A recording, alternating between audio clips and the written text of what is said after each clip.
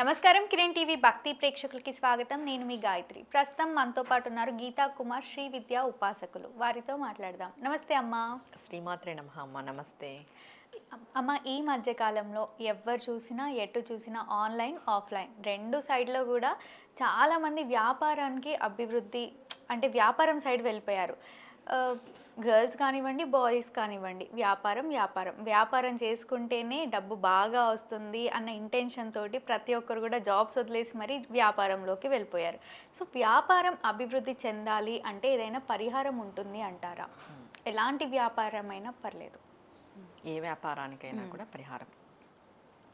వ్యాపారం చేసేటప్పుడు ముందుగా ఓపికగా ఉండాలి. ఏ వ్యక్తి అయినా సరే, అమ్మాయి అయినా అబ్బాయి అయినా, మనం ఒక వ్యాపారంలోకి వచ్చాము, వచ్చే ముందు పూర్తి అవగాహనతో రావాలా. ఈ బిజినెస్ పెడితే మేము ముందుకు పోగలమా? కొంతమంది హాఫ్ ఆఫ్ నాలెడ్జ్తో వచ్చి పెట్టేస్తారు, తర్వాత ఉండరు ఓపికగా. ఒక వ్యాపారం డెవలప్ కావాలి అని అంటే minimum to minimum it takes time 6 to 1 year. అవును, ఖచ్చితంగా. ఖచ్చితంగా 6 నెలల నుండి సంవత్సరం వరకు పడుతుంది ఏదైనా వ్యాపారం డెవలప్ అవ్వాలంటే. ఓపిక ఉండదు. ఈ కాలం పిల్లలకి అస్సలు ఉండట్లేదు ఓపిక. చాలామంది 6 నెలలు ఒక వ్యాపారం, 6 నెలలు ఒక వ్యాపారం, 6 నెలలు ఒక వ్యాపారం ఇలా చూస్తున్నాం మనం. నడవట్లేదంటే వెంటనే ఒక నెలకి 2 నెలలకి చూడడము, వేరేది పెట్టడం. అలా అయితే ఎలా? కుదురు అనేది ఉండాలి కదా, ఓపికగా ఉండాలి.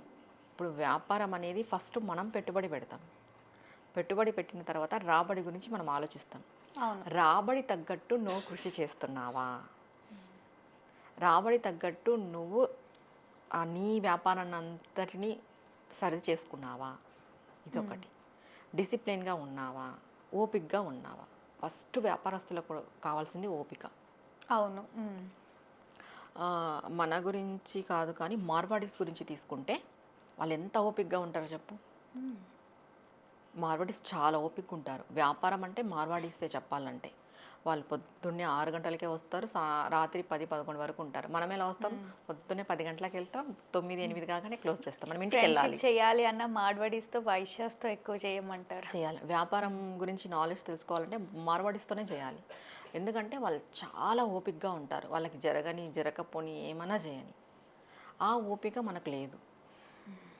అవునా కదా? ఫస్ట్ వ్యాపారం చేయాలి అనుకున్నప్పుడు నీకు ఏ వ్యాపారం అయితే సూట్ అవుతుంది, నువ్వు ఏ వ్యాపారాన్ని చేయగలవు, నీ ఎఫర్ట్ ఎంత మాత్రం పెట్టగలవు, తర్వాత నీకు ఏది కరెక్ట్ అనే విషయం తెలుసుకొని మనం వ్యాపారం చేయాలి. అవును.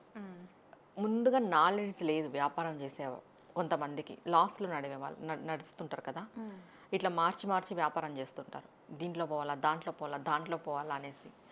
డబ్బు ఎక్కువగా సంపాదించాలి అనే దానికంటే నేను ముందుగా ఈ వ్యాపారంలో ఎదగాలి అనేది ఇంపార్టెంట్.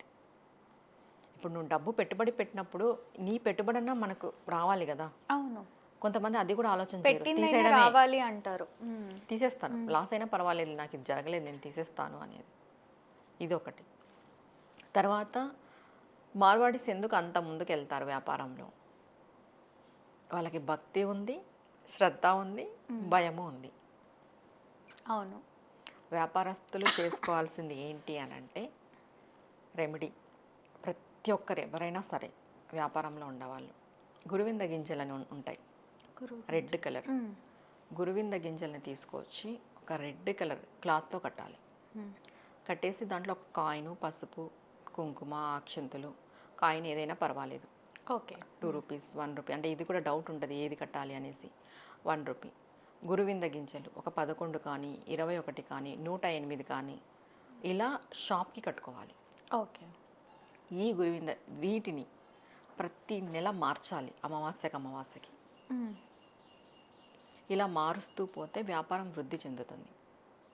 ఖచ్చితంగా గురువింద గింజలు ఏమవుతుందంటే పాజిటివిటీని పెంచుతాయి, నెగిటివిటీని కూడా తీసేస్తాయి. ఆకర్షణ ఎక్కువ ఉంటుంది గురువింద గింజలకి, ఆకర్షణ శక్తి ఎక్కువ ఉంటుంది. ఇప్పుడు కస్టమర్ రావాలనే కదా మనం ఏదైనా కూడా చేసేది. ఒకసారి మన షాప్కి వచ్చిన తర్వాత మళ్ళీ రావాలి అంటే ఏంటి? ఆకర్షణ పెరగాలి, అట్రాక్షన్ అనేది ఉండాలి. అది ఉంటేనే కదా రాగలరు.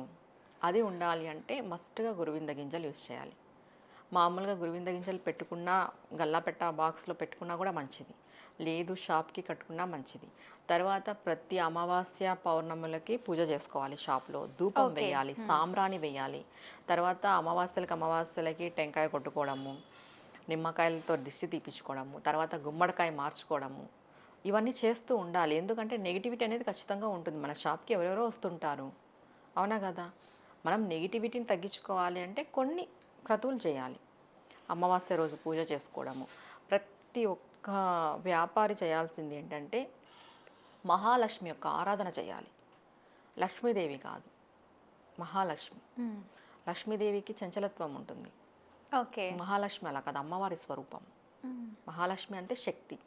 మనకి కొల్హాపూర్లో శక్తిపీఠం కూడా ఉంది కదా, మహాలక్ష్మి అమ్మవారని. ఈమె స్థిరంగా ఉంటుందన్నమాట మహాలక్ష్మి. ఓకే. మహాలక్ష్మి యొక్క ఆరాధన చేయాలి. మనం మహాకాళి, మహాలక్ష్మి, మహాసరస్వతి అంటాం కదా, అవును. అలా వీళ్ళు లక్ష్మీదేవి అంటే లక్ష్మి వస్తుంది. అది నిలకడగా ఉంటుందో లేదో తెలీదు. ఓకే. మహాలక్ష్మి ఆరాధన నిలకడనిస్తుంది. మహాలక్ష్మి యొక్క ఆరాధన చేయాలి ప్రతి ఒక్క వ్యాపారస్తుడు. మహాలక్ష్మి యొక్క అష్టోత్తరం చదువుకోవడము, స్తోత్రం చేసుకోవడము, అమ్మవారి యొక్క ధ్యానం చేసుకోవడము, జపం చేసుకోవడము, మంత్రం చేసుకోవడము, ఇలా మహాలక్ష్మి యొక్క ఆరాధన చేసుకుంటూ పోతే ఖచ్చితంగా వ్యాపారంలో వృద్ధి చెందుతుంది. అంటే ఒక బిజినెస్ స్టార్ట్ చేసే ముందు జాతక రీత్యా ఏం చూసుకొని స్టార్ట్ చేయమంటారు? ఏం చూసుకొని స్టార్ట్ చేయాలంటే గురువు ఎలా ఉన్నాడు, గురువు గ్రహం బాగుంటే అన్నీ బాగున్నట్టే. ఓకే. తర్వాత మన ప్రారంధ కర్మ ఎలా ఉందో అంటే గురువు చూసుకోవాలి. సరిగ్గా లేకపోతే స్టార్ట్ చేయలేమా? చేసినా అంత ముందుకు రాలేము. ఓకే. చేసినా అంత ముందుకు రాలేము. తర్వాత మన ప్రారంధ కర్మ ఎలా ఉంది, అంటే దానికి ఏమైనా రెమెడీస్ ఉంటాయా? అది బాగాలేదు అయినా మేము చేయాలి అనుకుంటున్నాము అనుకునే వాళ్ళకి? లేదు, ఆల్మోస్ట్ వ్యాపారం చేసే వాళ్ళు అన్నీ చెక్ చేసుకొనే చేస్తారు మా. అంటే ఇప్పుడు చేయొచ్చా, ఎప్పుడు స్టార్ట్ చేయొచ్చు, ఎవరిపైన చేయొచ్చు, అది ఇది ఈ గ్రహాలకు సంబంధించిన రెమెడీ వీళ్ళకే పనిచేస్తుంది అనేది ఏం లేదు, అవునా కదా? ఇప్పుడు గురుగ్రహం కొంతమందికి బాగుంటుంది, కొంతమందికి బాగోదు. కొంతమందికి అంతా బాగుండి కూడా జరగదు. అది ప్రారంధ కర్మ.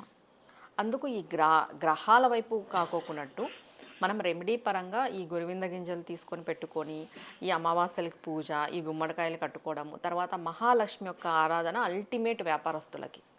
మహాలక్ష్మి యొక్క ఆరాధన చెయ్యండి, ఖచ్చితంగా వ్యాపారంలో ముందుకు వస్తాం. ఇది ఎలా చెప్తాను నేను అనంటే, లక్ష్మికి అంటే వస్తుంది లక్ష్మీదేవి, విష్ణు పత్ని లక్ష్మీదేవి వస్తుంది. మహాలక్ష్మి వచ్చేసి అమ్మవారి యొక్క శక్తి, అమ్మవారి యొక్క శక్తి స్వరూపం అనమాట. ఓకే. ఇప్పుడు లక్ష్మీ కుబేర హోమాలని, గణపతి హోమాలని ఇలా చేసుకుంటారు. మహాలక్ష్మి యొక్క ఆరాధన ఎంత ముఖ్యమో మనకి లక్ష్మీ గణపతి అని చెప్తుంటాం. లక్ష్మీ గణపతి యొక్క ఆరాధన కూడా అంతే ముఖ్యం. ఆల్మోస్ట్గా మార్వాడీస్ చేసేది మహాలక్ష్మి యొక్క ఆరాధన, లక్ష్మీ గణపతి యొక్క ఆరాధనే చేస్తారు వాళ్ళు. ఓకే. వ్యాపారస్తులందరూ వీళ్ళనే చేస్తారు. తర్వాత ఈ రెమెడీస్ అన్నీ చేస్తారు. నేను చెప్పిన రెమెడీస్ అన్నీ మార్వాడీస్ చేస్తే రెమెడీసే. తప్పకుండా అమ్మా, ధన్యవాదాలు. నమస్తే అమ్మా. చూసారు కదా, మా వీడియో తప్పకుండా మీకు నచ్చిందని అనుకుంటున్నాను. అలా అయితే లైక్ చేయండి, షేర్ చేయండి. మరిన్ని ఇలాంటి ఇంట్రెస్టింగ్ వీడియోస్ కోసం మా ఛానల్ని తప్పకుండా సబ్స్క్రైబ్ చేసుకోండి. మేడంని కలవాలి, మేడంతో మాట్లాడాలి అనుకునే వాళ్ళు వీడియోలో స్క్రోల్ అవుతున్న నెంబర్ని కాంటాక్ట్ అవ్వచ్చు. Thank you.